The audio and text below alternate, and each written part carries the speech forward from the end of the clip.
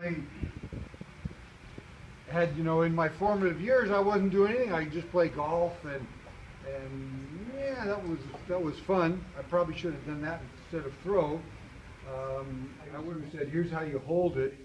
It's kind of funny, but you do this, and you put these two fingers on the cords, and when you run up to throw it, you put your right foot in front instead of behind, like a baseball player. Okay, so I practiced with it. Tuesday I took some throws, and Thursday or something like that, I had 2 practices and went out to my first track meet and threw 195 feet. I thought, oh, that's pretty good. I don't know.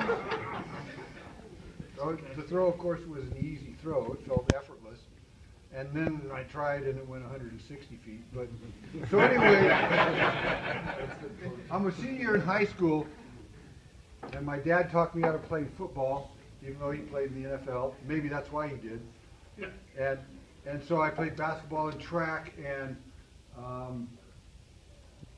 it's May, and I didn't know what I wanted to do or where I was going to go to school. I'd been accepted to a couple of very nice universities, but I didn't know what I wanted to do. And finally, I met Bill Bowerman at a high school track meet, and he introduced himself and said, come on down, we'd like to talk to you and get to know you a little bit. And finally, he said, we'd like you to come to school here, and we'll be able to give you a scholarship. I said, oh, sounds like fun.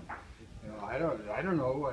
I was pretty excited because I got a letter of interest from a junior college, a 2-year school in Eastern Oregon called Blue Mountain Community College. I think, is it in Baker, Oregon, or some little place with a couple of stoplights? I thought that was a big deal. So I was pretty naive. I was real naive. And so, okay, I'll go to Oregon. But I thought I was a javelin thrower. And so Bill Bowerman did end up coaching me in the javelin, of all things. And after church on Sunday, he'd come to the track. I didn't go to church. He did. I was 18, 19 years old, away from home for the first time, and I had a different agenda. So, since then, fortunately, circumstances have pulled me back to the Lord. But anyway, Bill would come out and coach me, and he'd have his suit and tie on and sometimes an overcoat.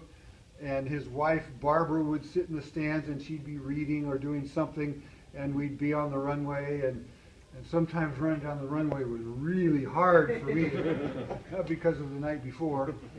But he coached me, and I opened the season and threw 240 feet, and as a freshman I threw 257 feet. And I was a javelin thrower. And that was great, but the bad news was I wasn't very good at it technically, and I didn't understand it very well, and Bill wasn't a javelin coach, so I wasn't going to get a whole lot smarter. And the start of my sophomore year, I blew out my elbow. And another bad news is that this was a couple of years before Tommy John ruined his elbow. So there was no Tommy John surgery. So I was out of luck, and went back to the shot and discus, and I picked up the hammer just so I could keep my scholarship. And I figured after graduating, I'd put it down and get a job, and that'd be the end of my life.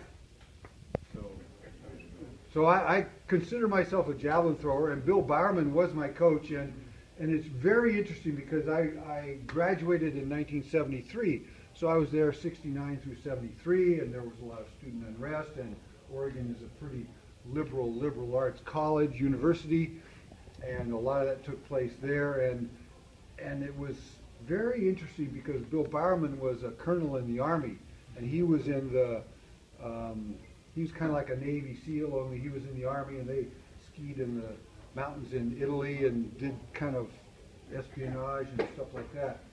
And he's a pretty crusty old guy. Pretty funny, but sometimes kind of weird.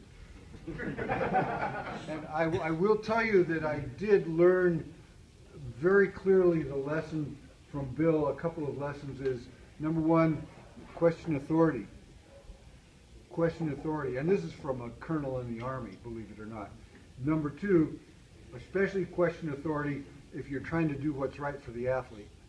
And as coaches, I'm sure you can understand that. And those are two things that have shaped, what I did as an athlete and why people thought I was a bit of a rebel and said the things I said and did the things I did, pretty much because of that old colonel in the Army.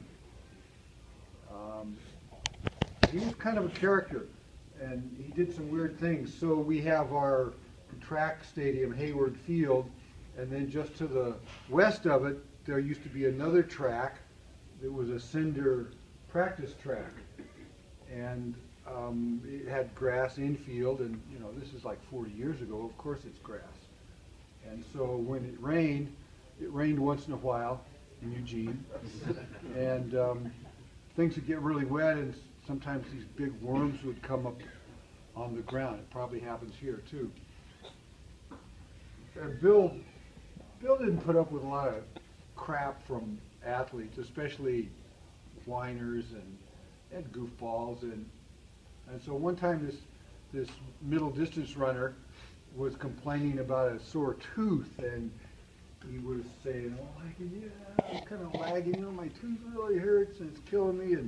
And so he went off. He had another interval split to run or something like that, and Bill reached down and grabbed some big old long slimy worm and put it in his hand, and they came around, and the guy again was not on pace. He wasn't where he was supposed to be, and he started to whine about his tooth again. And Bill said, "Come over here, let me see that thing. So just show me where it is. Open your mouth, lean back, open your mouth. Which one is it?" And he pops the worm in his mouth.